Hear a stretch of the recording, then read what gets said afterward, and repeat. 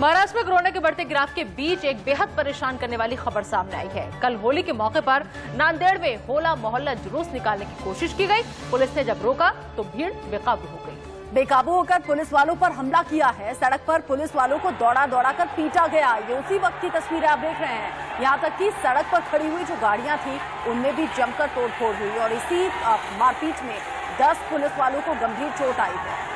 Corona guidelines के मुताबिक महाराष्ट्र में धार्मिक कार्यक्रमों पर रोक लगी हुई है, इसलिए पुलिस ने होला मोहल्ला के जुलूस को रोकने की कोशिश की, जिसके बदले में पुलिस को खामियाजा ये भुगतना पड़ा कि पुलिस ही इस भीड़ के गुस्से का शिकार हो गई और एक नहीं दो नहीं पूरे 10 पुलिसकर्मी घायल हुए हैं। हालांकि अब इस मामले में सख्त एक्शन भी लिया गया है। एक्शन क्या लिया गया है, क्या कार्रवाई हुई है, ये आपको बताएंगे। 2 तस्वीरें आपकी टीवी स्क्रीन पर हम दिखा रहे हैं। उपद्रवियों ने कैसे पुलिस को घेरा और कैसे दौड़ा दौड़ा कर पीटा गया।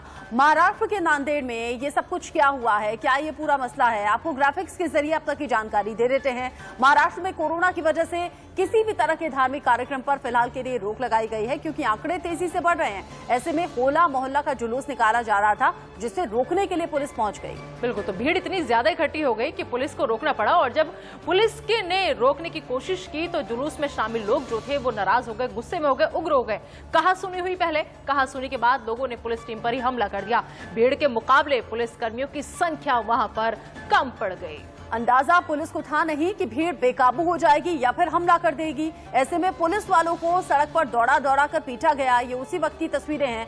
कई लोगों के हाथों में तलवारें भी देखी गई हैं। भीड़ के हमले में 10 पुलिसकर्मी चोटिल हुए हैं। बिल्कुल, तो तस्वीरें भी दिखा रहे हैं हम आपको, ग्राफिक्स के जरिए समझाने की भी कोशिश कर रहे हैं पूरी खबर को। उपद्रवियों ने सड़क पर खड़ी गाड़ियों में भी जमकर तोड़फोड़ की, उन्हें भी निशाना बनाया। हालांकि पुलिस ने अब इस पूरे मामले में 18 लोगों को गिरफ्तार कर लिया है। 18 लोगों की गिरफ्तार हो चुके हैं और वहीं 350 अज्ञात और 60 के खिलाफ नामजद केस दर्ज।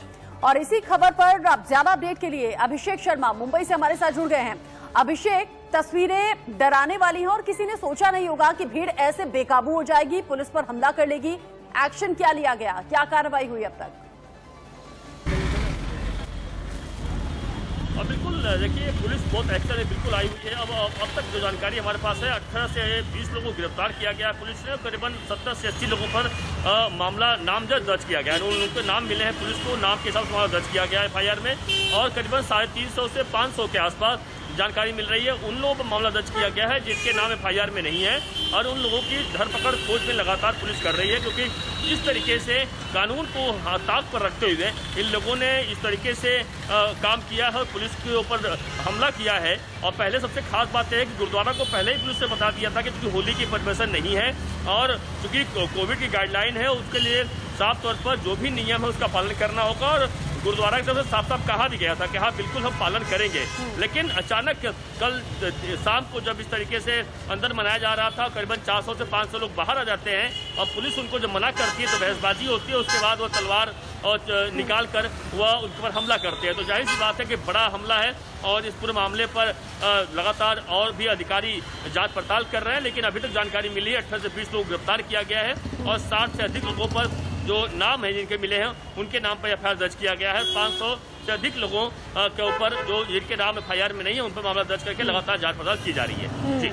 और अब जो दर्शक हमारे साथ जुड़े हुए हैं वो समझे इन तस्वीरों को देखकर कि अगर इस तरह के आयोजन पर अभी फिलहाल के लिए रोक है तो ये आपके और हमारी सेहत के लिए है, ताकि कोरोना संक्रमण फैले नहीं, उस पर कंट्रोल किया जा सके।